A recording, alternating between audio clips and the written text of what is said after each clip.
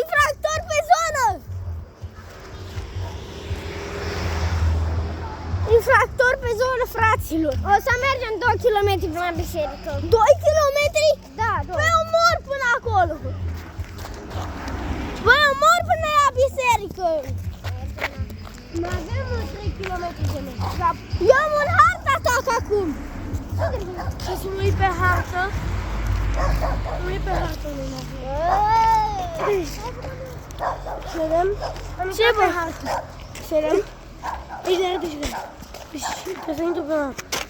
Nu suntem aici. Biserică Podlogi. Mai avem 990 de metri. 900? Hai bă, păi nici măcar 1 km! Adică 200 de pași. Oh, hai! Dar la noi e nici 1 kilometru! Sunt 990 de metri. Adică 1 kilometru! Adică dacă de la mine până la Peco e 1 kilometru și 10 metri sunt până la biserică, vine 990 de metri. 999 de metri avem, frați! Cât mai avem?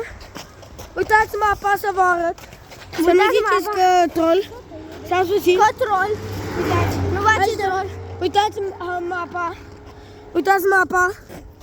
Uitați și voi mapa. Uitați mapa. Și mai avem fix 950 de km. 950 de metri. Nu. Nu, hai să mergem, frățiorii noștri. Să scrieți în comentarii dacă o să ajungem fără speriență să vezi. Da! Aici se lauda, fraților. Uitați-vă, fraților! Noi suntem aici. Aici, biserica e aici.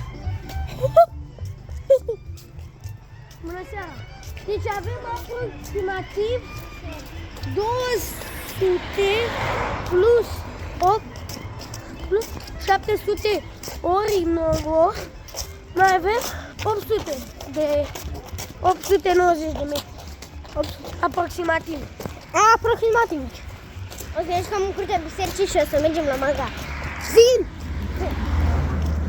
Da, fraților, mergem și la magazin! Să nu cred O alertă. Am primit o alertă.